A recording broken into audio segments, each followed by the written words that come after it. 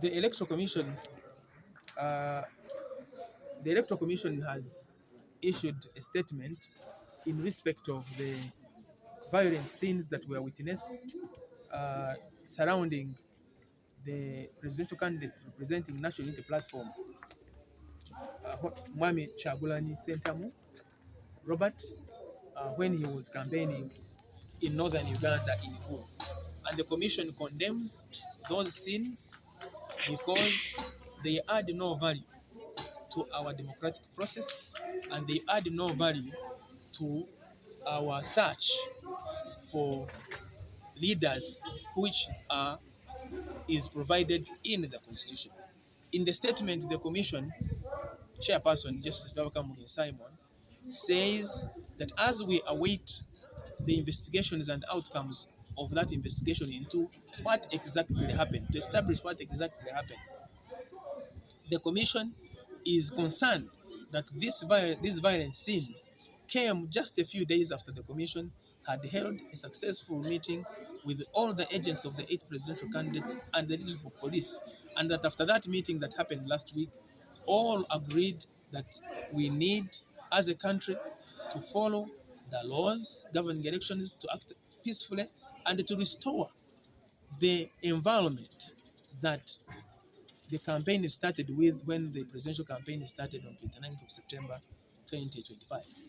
In that statement, the chairperson of the commission states firmly that a candidate who has been duly nominated to contest for president is free to traverse any part of Uganda to seek for votes as long as that presidential candidate is following the law and the guidelines issued by the Electoral Commission.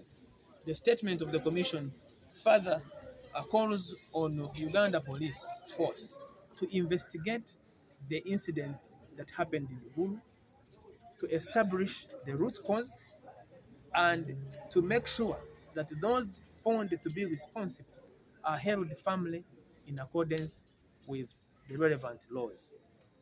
The chairperson of the commission further emphasizes that in enforcement of the application of electoral laws, the security agencies that are responsible for providing security and compliance with electoral laws should make sure that they use proportionate means that are humane and commensurate with the matter that is at hand. That there should be restraint and should desist from using excessive force in circumstances where it is not warranted. And the Commission calls on all stakeholders in the electoral process, the candidates, their agents, their supporters, the media, civil society groups, religious institutions, to all act in accordance with the law and the guidelines issued by the Electoral Commission, and to act peacefully, because Ugandans need a peaceful election, and elections are not a do or die affair, and elections are a civil means provided for in the Constitution for Ugandans to choose their leaders at all levels. The Electoral Commission does not have on its roadmap a phase and period for violence to say that now on Monday, Ugandans prepare, we now have a period when we are going to see violence. It's not anywhere in our plan that there should be violence. And indeed, you have seen, Ugandans have seen, that when the campaigns were starting, everything was peaceful to the extent that some people started saying that this campaign lacks vibe, this campaign is boring. And Ugandans were saying, yes, we would rather have what you call boring instead of shedding blood and destruction of property. But the laws of the land provide that an entity of Uganda Police Force is responsible for providing the security and compliance with the electoral laws.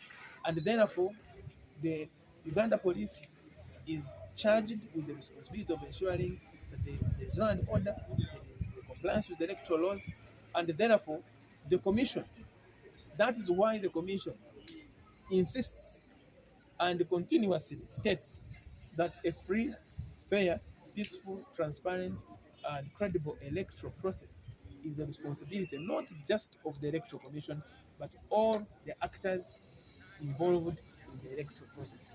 The Electoral Commission is a referee of a political process. A referee alone cannot guarantee a safe and fair free game. If you have players on the pitch who decide that for them they will not follow the rules of the game, that instead of chasing the ball, they will chase the bones and break them.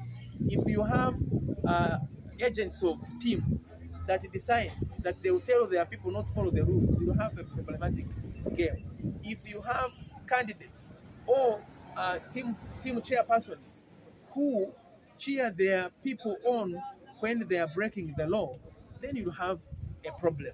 And that is why on a football pitch, you need every actor to follow the regulations, the guidelines, and the laws governing that game. Similarly, in a political process of elections, we call upon every stakeholder, every actor to follow the law, to follow the guidelines, to act peacefully, and to act in accordance with the guidelines provided by the Electoral Commission if we are to have a free, fair, transparent, and peaceful election. The Commission is very confident that Ugandans are capable of holding free, fair, transparent, and peaceful elections if they choose to. And the power is with the agents, it is with the supporters, it is with security agencies, it is with the people of Uganda to say we want peace, we don't want violence. And when the Reports and evidence are what back an investigation into what happened. Because some of the things that you say we are not aware until they have been proven by evidence and proven through investigations. And all those would form what will inform the decision that has to be taken by the commission and by everybody involved in the electoral process. and finally from me, the situation in that circumstance, what is the role of the security officers that the electoral commission deployed? What is their role in that circumstance? The roles of those security officials given to presidential candidates is secure the candidate. And we want to thank them that amidst all the hullabaloo, they were able to secure the presidential candidate. Because once you become a presidential candidate, you are a very valued person, VVIP, because anytime you can become the commander in chief, and therefore security has to make sure that it takes charge of your security and ensures that nothing harms you. And we want to thank and salute the security detail that was provided to all the presidential candidates for doing a very good job in sometimes difficult circumstances to make sure that the safety and security of the presidential candidates remains. Then